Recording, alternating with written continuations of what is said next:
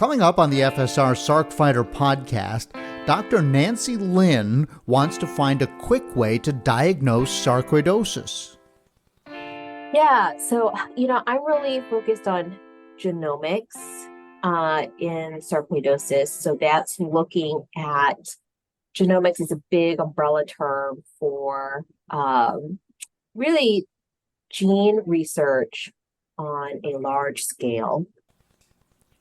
She's looking into our RNA to see why only certain people get sarcoidosis. But they're relatively new in science. We've known about genes for a long time at this point, but microRNAs are definitely a more new discovery, a new molecule, and a new science. So there's still a lot that we don't know about what microRNAs do. It's all coming up on the award-winning FSR Sarcfighter podcast. This is the Sarcfighter podcast, living with sarcoidosis and other rare diseases. Here's your host, John Carlin.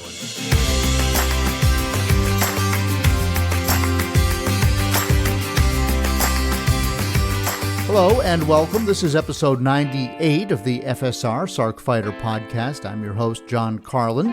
This podcast is brought to you by Kinevant Sciences.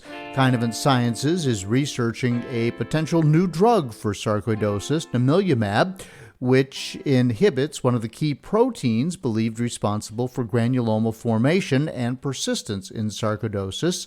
And you should go back and listen to episode 69 of the FSR Sarcfighter podcast, where the Kinevant CEO, Bill Gerhardt, and also the Director of Patient Advocacy, Rainey Rogers, discuss the status of nivolumab and how you, as a sarcoidosis patient, can participate in their phase 2 clinical trial, which is called Resolve Lung.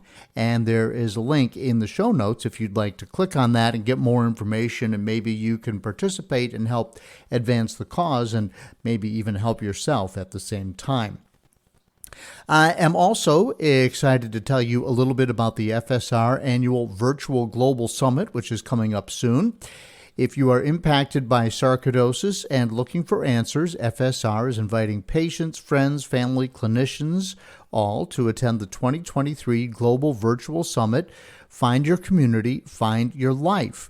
Join FSR's biggest event of the year from November 3rd through the 5th, 2023, and you'll hear from leading experts, you'll connect with others, and get your sarcoidosis questions answered.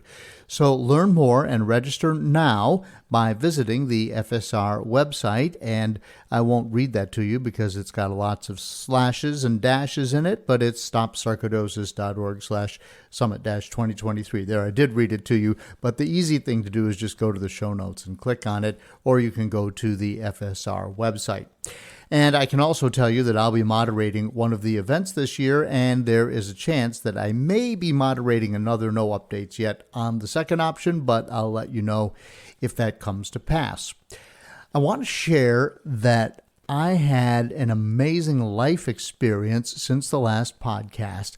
I had the chance to ride my bike with an Olympic gold medalist, and she is the person who has won more elite championships. By that, I would mean world championships and Olympic medals than anyone in cycling history, male or female. Her name is Jennifer Valente, and as we now approach the Olympics in Paris in 2024, that is a name that you might be hearing a lot, Jennifer Valente, as she will be a favorite in several of the bike races that happen on the track, in the velodrome, if you will. That's not as well, and of course cycling is sort of a niche sport anyway, and then the track cycling is a niche within a niche, but Jennifer is amazing. And she was here in Roanoke because she does her racing and training with Virginia's Blue Ridge Team 2024, which is based here in the Star City in Roanoke, Virginia.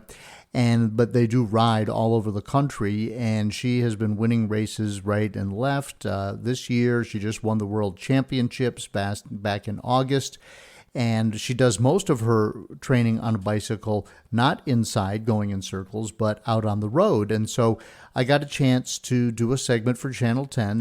As I've told you, I do a regular outdoor series for the station. It's called John Carlin's Outdoors, where I focus on our region's outdoors identity and all the ways you can integrate with the outdoors if you live here or if you visit here. But we call it in the Blue Ridge and beyond because occasionally I'll go outside the immediate region if there's something of interest that I want people to know about that is just a good story for television. Well, this was in the Blue Ridge. It was right here in Roanoke.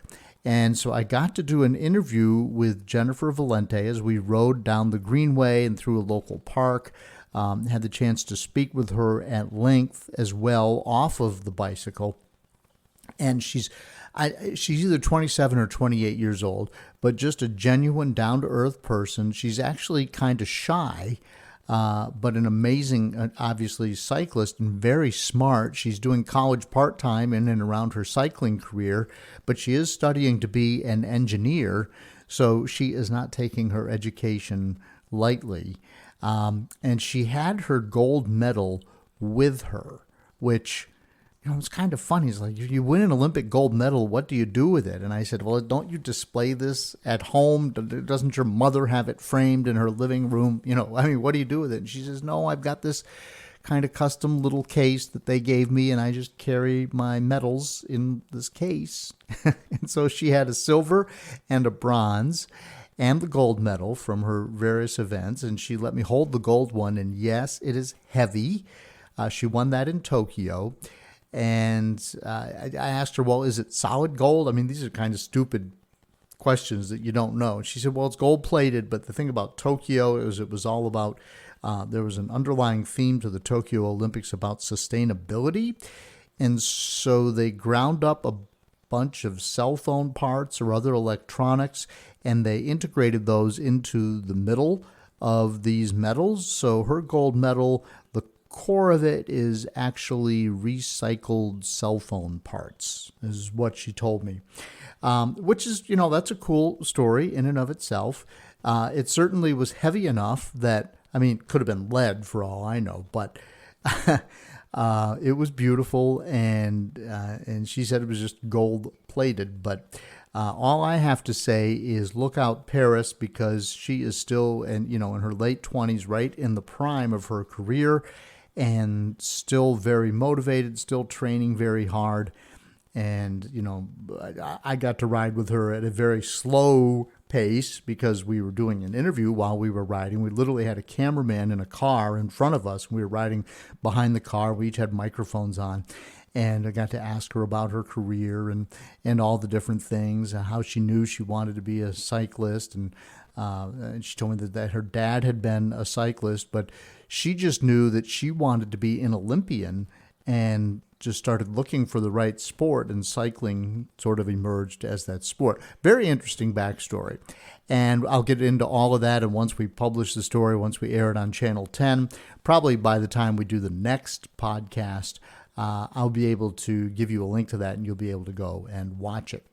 And by the way, speaking of all of that, I hope you're enjoying this podcast, the FSR Sarc Fighter podcast, and I want to ask you to help me reach more people so FSR can be as effective as possible. So it does help me reach more people and grow the show if you share it on your social media, and also if you subscribe to it, and then go to and give it a 5-star review on Apple Podcasts or whichever platform you use, as I like to say, wherever your pods are cast, as it were. But just letting people know that we have a legitimate product here, and that that there is a lot of research and background that goes into this show, and that it really is surfacing a lot of information that probably is not being heard or seen elsewhere. So I like to think that we do have a unique opportunity here to share the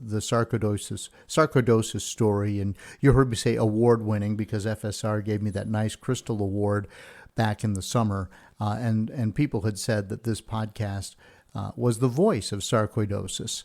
And I like to think of it that way. I think that is a great way for me to think about it, and for you to consume it, and for FSR to be able to spread the word through my volunteer association with FSR.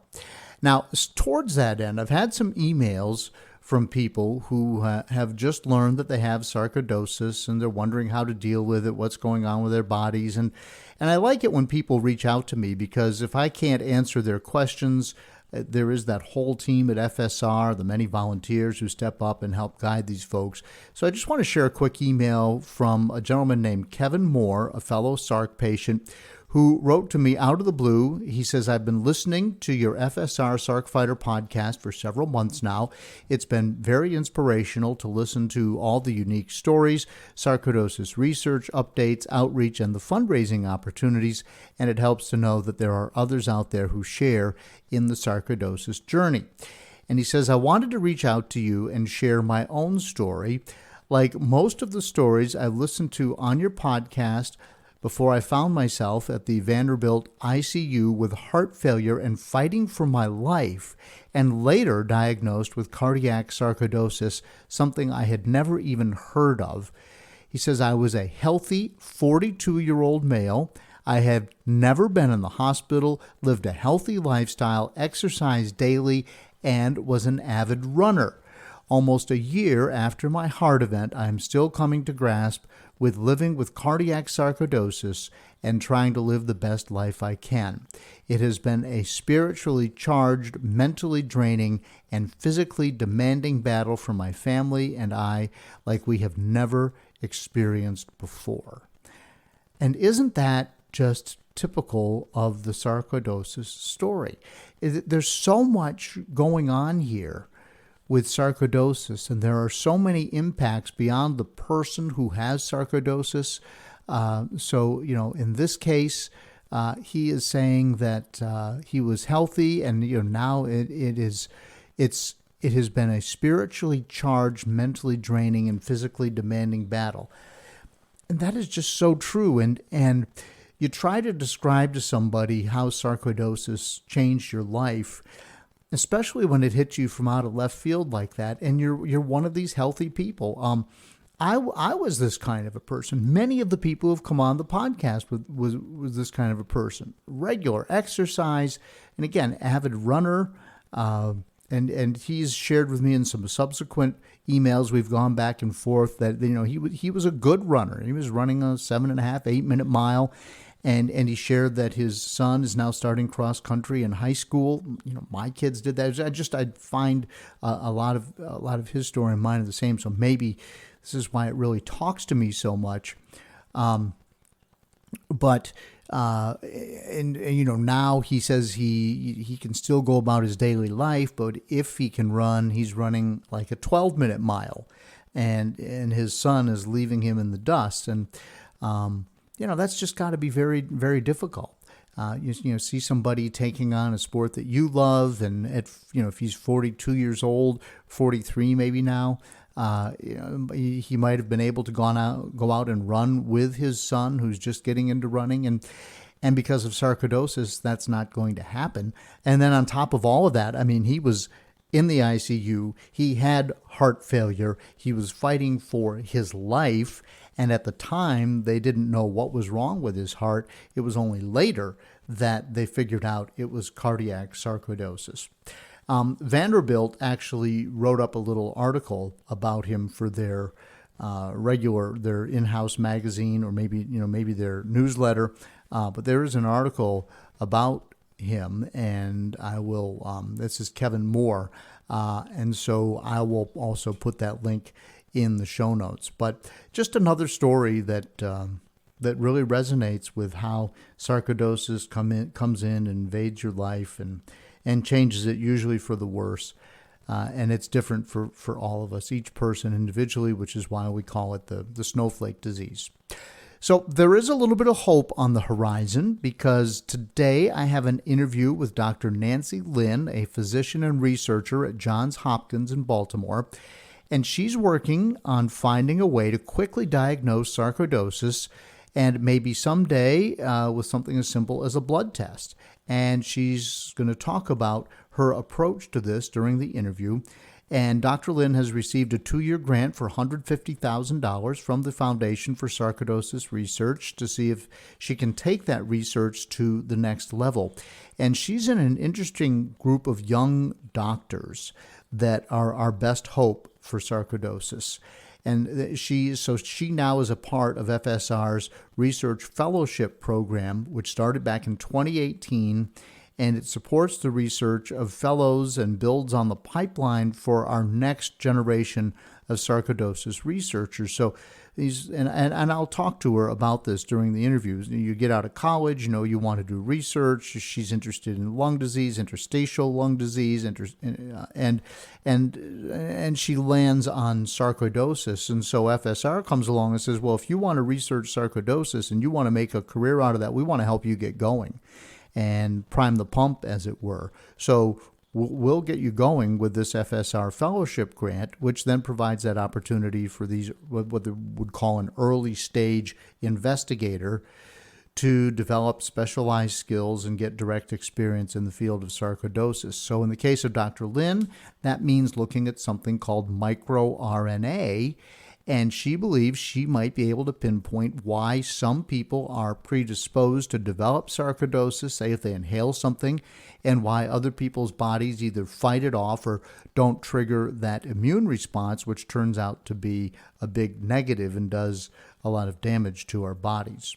And I will also ask her if sarcoidosis is truly then an autoimmune disease, or if it's an autoinflammatory disease or an inflammatory disease, and how she would characterize it, because all these different terms are out there and we're all trying to use them interchangeably, and perhaps, at least in my case, only with a modicum of understanding, if you will. So she will get into all of that. Dr. Nancy Lynn is coming up next on the FSR Sarc Fighter podcast. I feel like a zombie, just feeding and stumbling.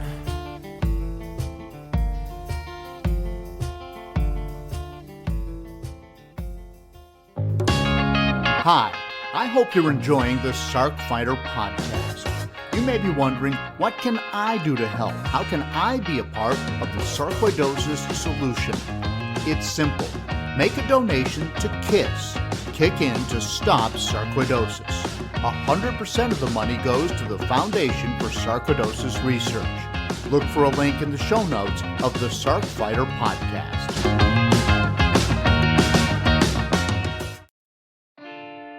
Welcome back to the FSR Sarc Fighter podcast, and joining me now is Dr. Nancy Lynn, who is at Johns Hopkins in Baltimore doing some research for all of us in sarcoidosis. Dr. Lynn, thank you for joining us.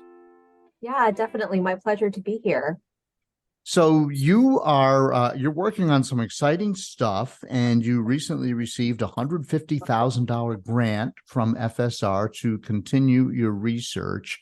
And I'm going to come back to that in just a minute. But the thing that gets me is there's so few people who have sarcoidosis. How in the world did you decide sarcoidosis is what you wanted to study? Yeah, that's a great question. I think it was a combination of interests and just the environment that I was in, which is, usually how things happen in life. So I've always really been into lung diseases. I started medical school, of course. I was on a different track. I thought I wanted to do all these different things, but actually kind of being in the hospital, experiencing different patients, experiencing different diseases, really led me down the path of choosing kind of pulmonary diseases to focus on. And really, I think what really interests me is the interstitial lung diseases. And that's a disease under which sarcoidosis falls as well. And what really interests me about sarcoidosis specifically is that it's not just the lungs, although that is the primary focus of sarcoidosis. It involves other organs too. And it's both a lung disease, but also a complex multi-organ disease. And so that really attracted me to sarcoidosis. And then additionally, so much is unknown about sarcoidosis. I think there's a real need for better treatments and more research. And so as an academic physician, this was really a great space where I felt like I could, clinically contribute to the field as well as contribute some research as well. And then I met my mentor at National Jewish Health, Dr. Lisa Meyer, who I really admired from the get-go. And she is, a world expert in sarcoidosis. And so it was kind of my background interest in interstitial lung diseases and interested in a multi-systemic pulmonary disease, and then meeting a mentor who could really guide me in this space. So that's kind of how I got to where I am. So you just sort of found something with that interested you, and you started teasing it out, and the next thing you know, you kind of had found your path down the That's right. road to Sarc. Yeah. Exactly. Well, thank you. Thank you for being in this space. Yeah. And so when you talk about interstitial lung disease, what exactly is that? Yeah, that's a good question. So, there's a lot of lung diseases out there, that pulmonologists study. So you have diseases of the airways like asthma and COPD. You hear a lot about those. There's lung cancer when you get lung nodules, that are malignant in the lungs. And then you have other lung diseases of the lung tissue, and that can be scarring of the lungs.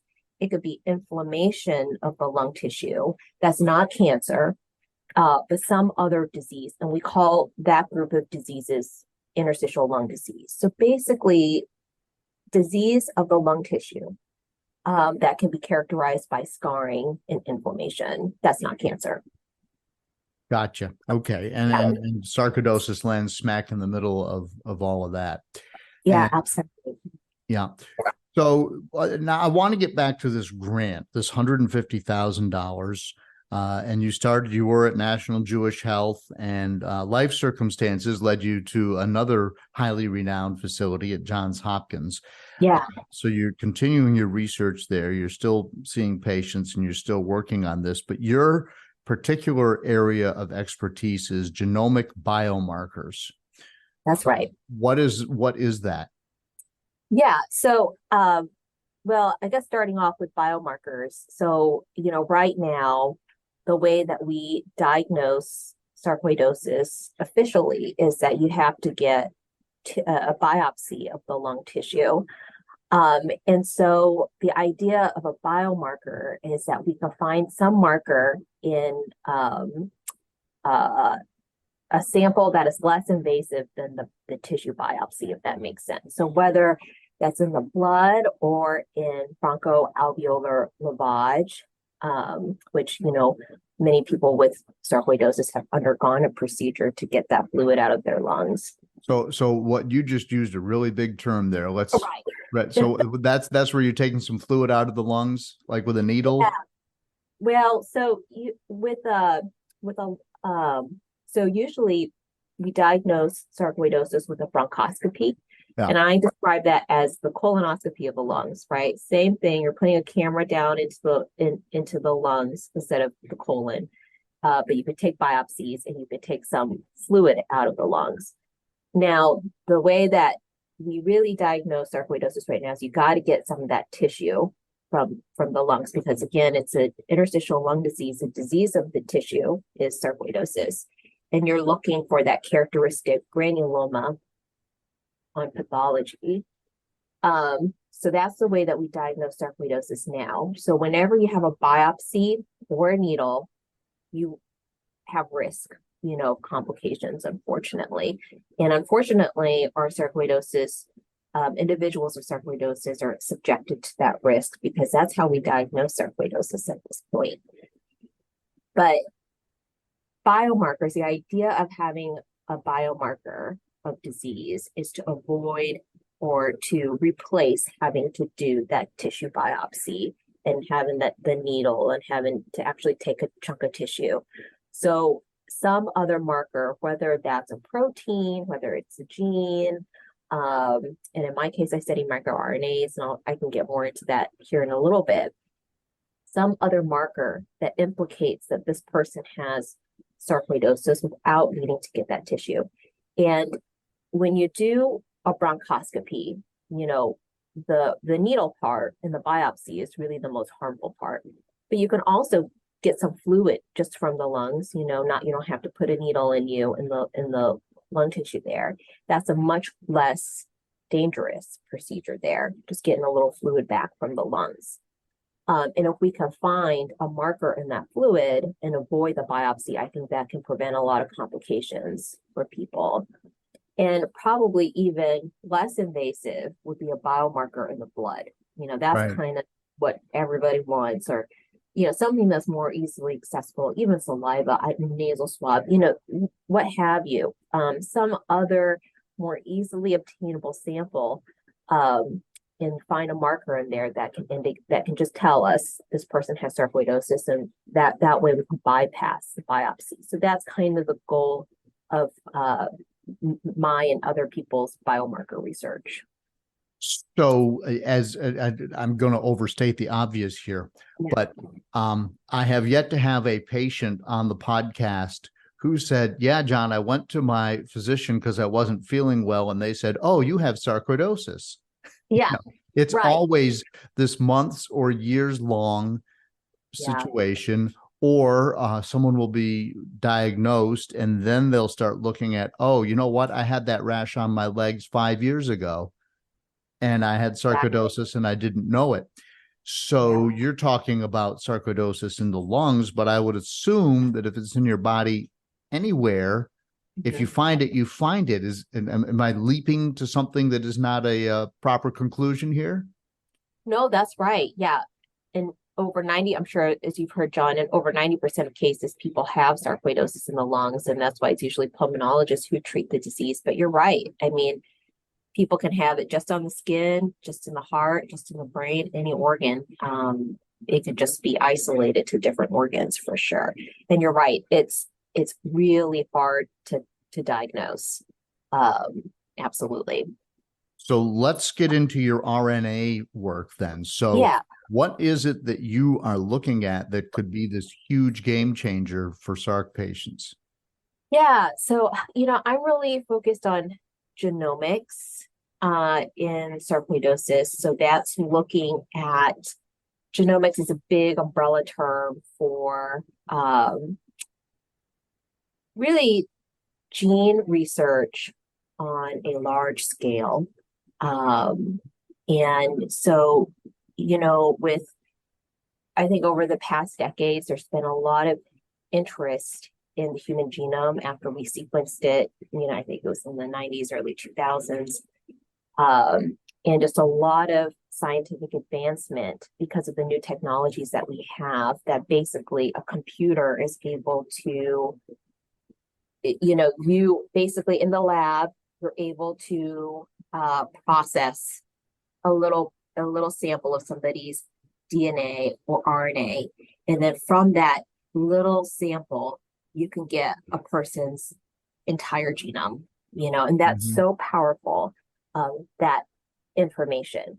And so the idea is that information in the genome of a sarcoidosis individual, if you take that and compare it to somebody who doesn't have sarcoidosis, look for the differences, and those differences may be an explanation for sarcoidosis. Maybe identify the kind of underlying genetic etiology, and or relatedly offer a biomarker, right, for sarcoidosis specifically. But as you can imagine, the challenge of that is that when you have all this data on somebody's genome, and it's massive, right? The number of genes a person has and genetic material is overwhelming. Whenever you compare two people, whether or not they have sarcoidosis or they don't have sarcoidosis, there's going to be a lot of differences, so Right, there's all these other things out there as well. Exactly. Yeah. I mean, there's diseases, and then there's just things that make people different from one another. So being able to design a study that really specifically is trying to tease out what is genetically unique about sarcoidosis is challenging, but it's what we're working on and trying to do.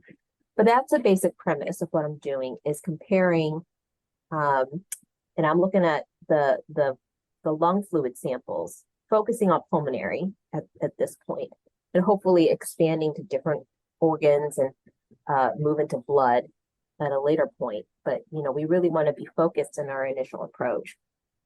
We look at this bronchoalveolar lavage, for just that lung fluid that you get from patients after you do a bronchoscopy, and comparing the cells that come from that fluid in a sarcoidosis person with sarcoidosis to that of somebody who does not have sarcoidosis, and doing a broad genome sequencing. We call it genomic sequencing, and I'm specifically looking at the genetic marker of microRNAs and seeing if the microRNAs in the sarcoidosis individual is different than that of the what we call controls, people without sarcoidosis, and then seeing, hey, maybe those microRNAs can be used in the future to detect sarcoidosis as a biomarker.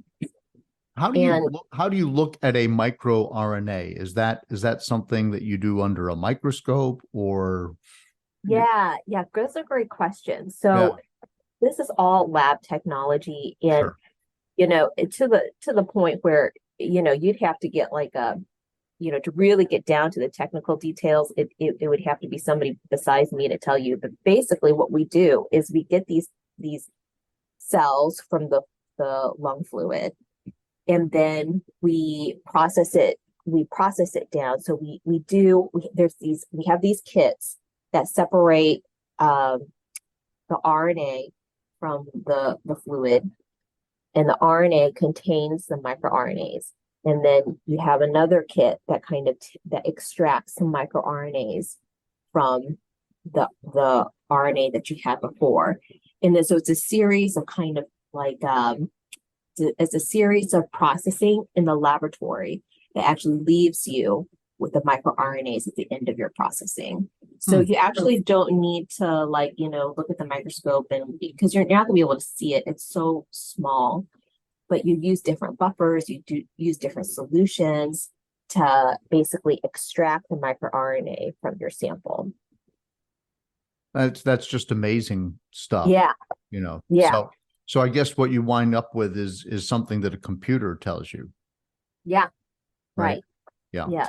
And so what you're looking for is that one microRNA that only represents sarcoidosis.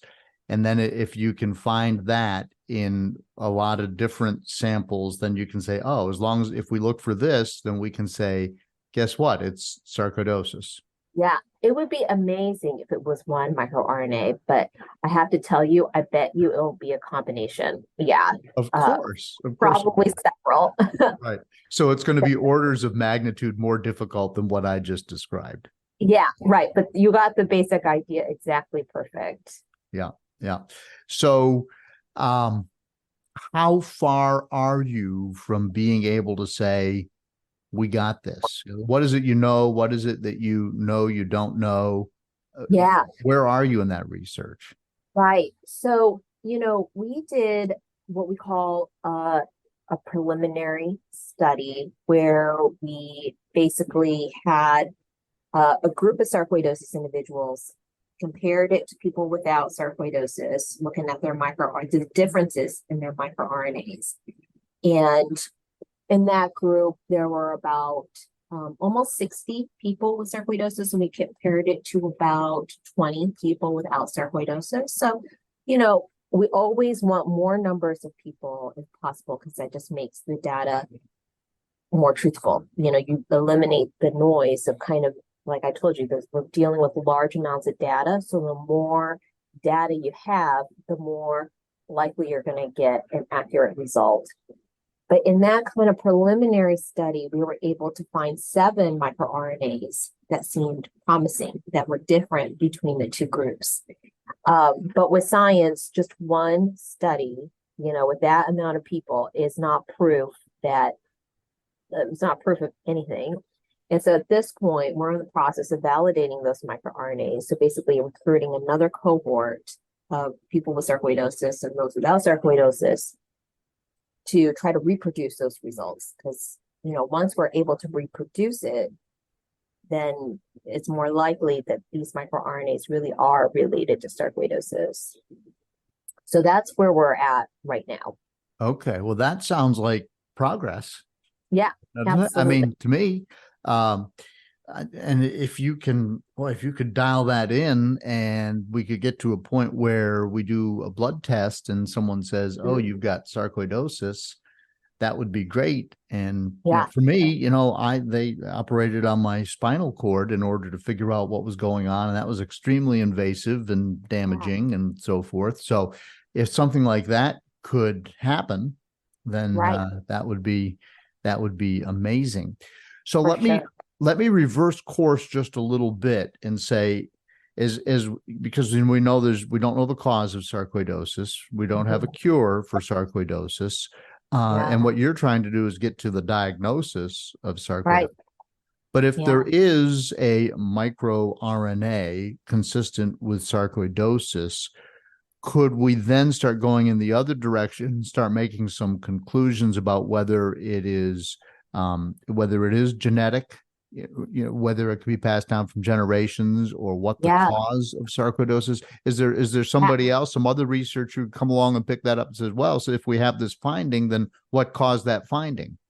Exactly. And I think that's the ultimate question in sarcoidosis research is what causes the disease. And because that's something that continues to plague the community of sarcoidosis, both patients who have it and people who study and treat the disease. So we don't have much of an idea of why it happens. We know that, there's something that's going on with the immune system in people with sarcoidosis that is abnormal.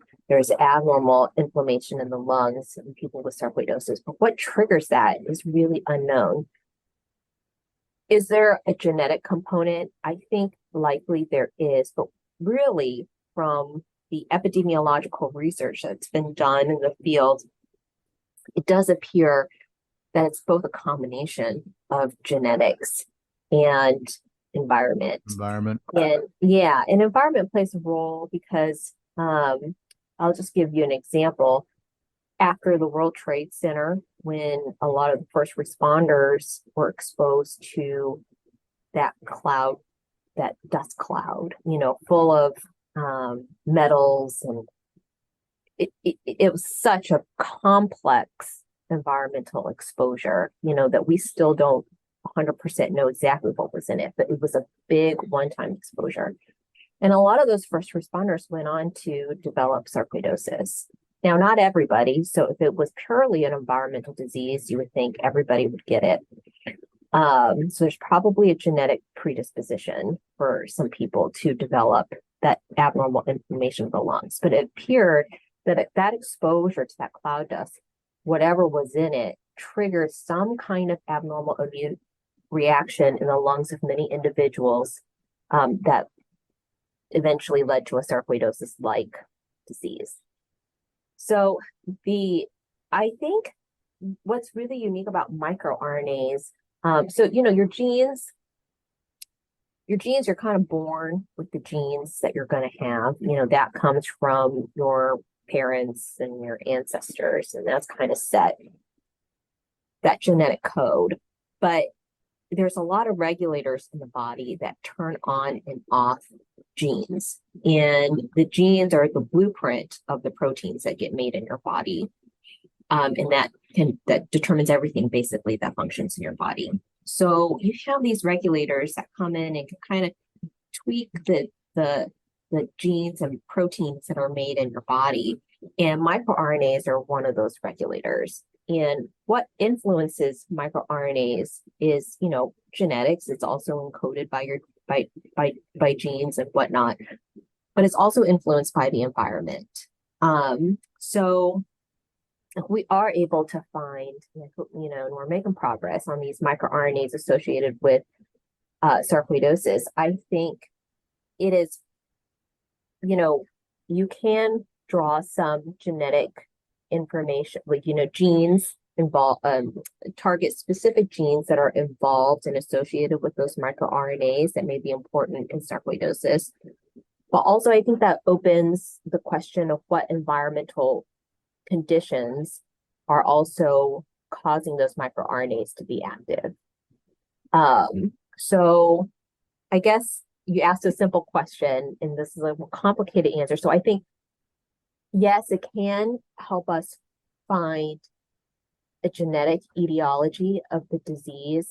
However, microRNAs are molecules that are also influenced by the environment. So it could be indicative of something in these people's environment as well. It's complex, yeah. Well, yeah, there's so no, but I get it. And it makes so much sense. You're walking around, you've got this predisposition to sarcoidosis if you are exposed to a certain toxin of some kind or Right. Insult of some kind. If I can, isn't that a clinical term? It's like something comes into your Yeah. body and that's an insult. So the dust at the World Trade Center, which I was there 6 weeks after covering it, but I doubt Yeah. there's any dust around then. I mean, Yeah. it was still very much there's still smoke coming out of the ruins and everything, but so that comes into your body, and if you're predisposed to not be able to defend against it, you get Yeah. sarcoidosis, and the person next to you doesn't. That all makes sense to me, and Yeah. with all these multitude of complicating factors that would decide whether or not you're predisposed. Right. Right. But boy, that is so complicated. And so you get it. I'm curious. Do you think sarcoidosis is an autoimmune or an autoinflammatory disease? It seems to be Yeah. like the world is split on that question. Yeah. And there's research that's split on that question too, because in general, when I talk with patients, I usually characterize it as I call it an inflammatory disease. So it's like, your immune system is responsible for creating inflammation in your body, and it does that with the purpose of getting rid of whatever foreign antigen is attacking your body, right? So just kind of amps everything up, gets rid of the foreign invader. That's its job. Now, that's going on in sarcoidosis too, in the lungs and different organs, but it's being done kind of inappropriately to some kind of unknown trigger. Now, if we find out through our research, years from now, that trigger is actually some protein that your body produces itself,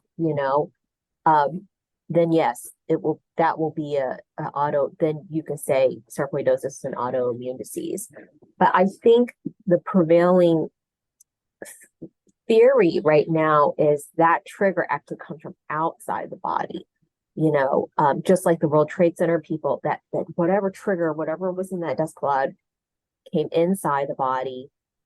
The body had an appropriate immune reaction, but then it got inappropriate as it just kept going and going and going and couldn't wind down. And that's what caused the inflammation in the lungs or, whatever organ.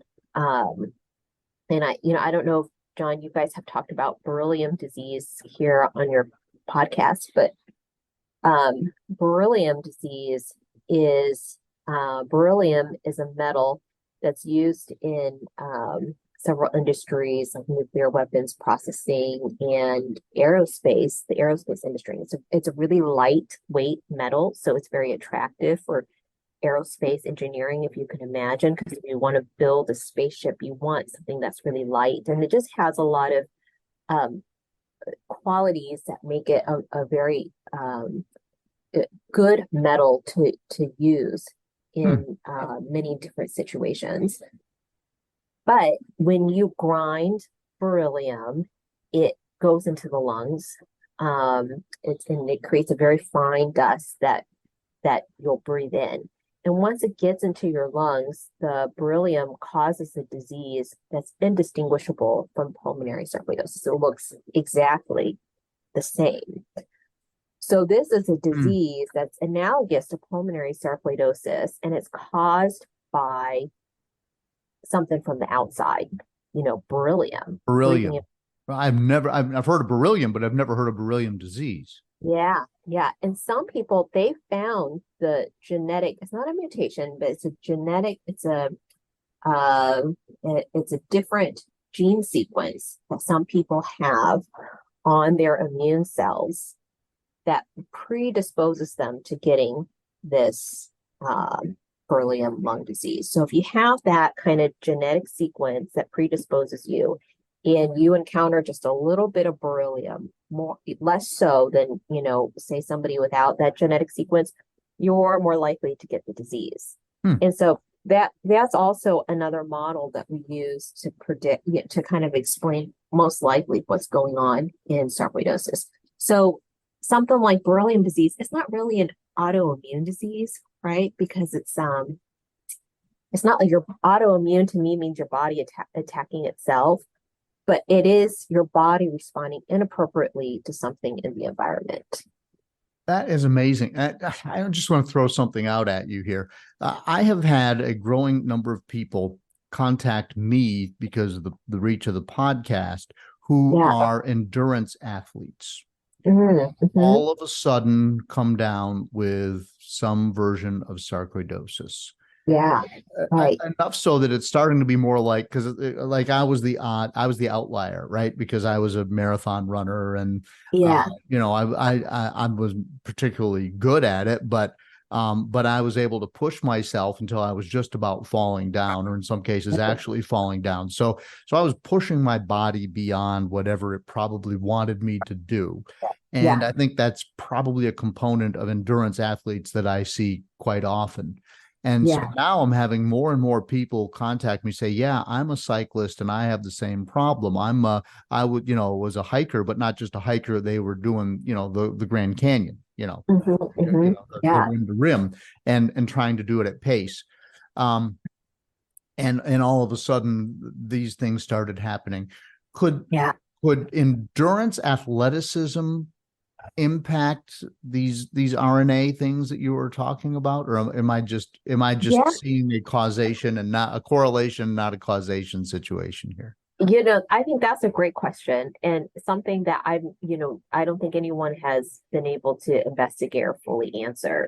How does being an endurance athlete, being at that high level of athleticism, and I guess it also varies on, kind of what you're doing, right? If you're doing this at high altitude versus kind of sea level stuff. If you're doing distance running versus kind of more short, like weightlifting or something like that, like more short bursts of energy, how that changes your microRNA expression. MicroRNAs, they're regulators of gene expression, but they're relatively new in science. We've known about genes for a long time at this point, but microRNAs are definitely a more new discovery, a new molecule, and a new science. So there's still a lot that we don't know about what microRNAs do, just in kind of people in general. Do athletes have different ones than other people? I think that's a good question. And could that contribute to like you're saying, a higher incidence of endurance athletes with sarcoidosis? I think that could definitely be a question that unfortunately we don't have an answer to just yet. Sure. But it's not a preposterous idea, a hypothesis, if you will. I mean, I don't know. No, it's just, so. it's just people. These are people who stress their body more than the average person. Could that have an impact? Yeah, absolutely. I think so. Yeah. Okay. Well, that's, we've got a group of cyclists that's sort of growing now with watching the podcast and doing some fundraising for FSR and so forth. So we can fund your research, right? Yes. Yeah. So just keep it rolling. Absolutely. So do you think that there will ever be a cure for sarcoidosis? I do. I think so. I really do. And I think we're really making a lot of headway in our research. Not just specific to me and the people that I've worked with, but, at these conferences that we attend and, the community of sarcoidosis researchers. Now, it's not huge, but people are doing really amazing things from really basic science research, doing a lot of animal models. Now we have, starting to get really good animal models of sarcoidosis too, all the way to kind of the clinical side of clinical research, looking at different outcomes and different demographics and, the question of, what's going on with endurance athletes, that could be also on that end of the spectrum as well. There's researchers all along that spectrum, and I think we're really making progress in the field. When do I think we will have a cure? That I can't predict. I hope it's sooner than later. Right. But I do think, it's just making little discoveries, whether it's a biomarker that then somebody takes and then we do further research to figure out what's the mechanism underneath it, what's causing it, like you were asking earlier. Or if it's, something from the clinical research, we realize this group of people, this profession or this hobby is more likely to get it. Now, why is that? And digging deeper there. But I think a lot of people are having great ideas, and there's a lot of movement in the field, and I hope that continues. Because if it does, I think we will have a cure. Well, that would be amazing. But finding out a way to diagnose quickly would be Right. fantastic, right? Yeah. And then depending upon what organ you have it in your body, if you could diagnose it, with just the blood test would be amazing too. Because, if you'd have checked my lungs, my lungs would have been fine, Right. 'cause I have sorry. So, but if you could have done a blood test, but you have all these, what is it, 700, 800 rare diseases that are out there now. You mentioned this beryllium disease. Yeah. Like how many people have beryllium disease compared to sarcoidosis? I would think fewer. Yeah, much less, because you have to have that beryllium exposure. And, beryllium is not used very often in just kind of day-to-day manufacturing. Yeah, it's it's usually it's pretty it's mostly government work. They do a lot of beryllium, and then like the aerospace, like I mentioned. So because of that, it's a much smaller population that has that disease. But having said that, I always ask, when people come in and I meet them for the first time, whether they know about beryllium, if they've worked with beryllium, or if they, know anybody who's worked with beryllium. I do think that's an important question to ask, because people do out there, and you definitely don't want to miss that when talking with people. Mm-hmm. I would think that's a question most physicians would not know to ask. Yeah, right. Because it is, like you said, it's really rare. It's very rare. Yeah. Yeah. Okay. Anything else you want to add about your research or where it's going, or any conclusions? Yeah, no, thanks for this opportunity. We're really excited. And we're focused on finding a better way to diagnose people with a less invasive biomarker. But another thing we're trying to do with these microRNAs, and a real clinical need that we are trying to address, is also using biomarkers to figure out who's going to get the severe disease. Because as you know, sarcoidosis can be something that you have and then you just forget about, and you live a long life without ever having to worry about it at all. And then you have disease, which really requires a lot of management. And you have refractory disease. Sometimes that even leads to things like transplant, right? And unfortunately, some people do die from the disease. So I think as clinicians, figuring out who we can identify using biomarkers to identify early on who's going to get bad disease is really important. It's something that we just don't have. There have been markers that have been proposed in sarcoidosis, but they're not great. They're not 100%, you know. But I think looking at these genomic biomarkers and trying to find a way to kind of help clinicians determine early on, you know, who is at risk of progressing, will also really, really help to manage the disease better. Yeah, that was a question that I overlooked, but because sometimes people get sarcoidosis and it goes away, and for the rest of us, it persists, and you have to have lifelong treatment options. Right. And, you know, sometimes it's confusing for people because you'll go to a doctor who appropriately has learned that sarcoidosis is not something that you got to worry about because, you know, in many cases, that's true. It just kind of goes away and you don't necessarily need to you don't necessarily need to manage it actively, although we always do recommend monitoring. But, you know, that person would not be served well if they happen to be the person who's going to develop severe disease, right? That can have a huge negative impact on their life if they were told that by somebody and it turned out not to be true. So finding tools to help clinicians and people with sarcoidosis just live better lives. Right. Sure. And you spend part of your time in the clinic actually treating patients and part of your time in the lab doing research. Is that right? Yeah, I do both. And really, I'm passionate about both. I think really what motivates me to do the research is having a face to the disease that I'm researching, right? And forming that connection and relationship with people who have sarcoidosis. It's actually really special, and it really motivates me to want to, you know, do even more research on the disease. So I definitely like to do both. Yeah. Great. Well, Dr. Lynn, thank you so much for your research and for taking the time to join me on the podcast today. Of course. Yes. Thank you for having me. It was really fun to talk with you, John. I feel like a zombie, just feeding and stumbling.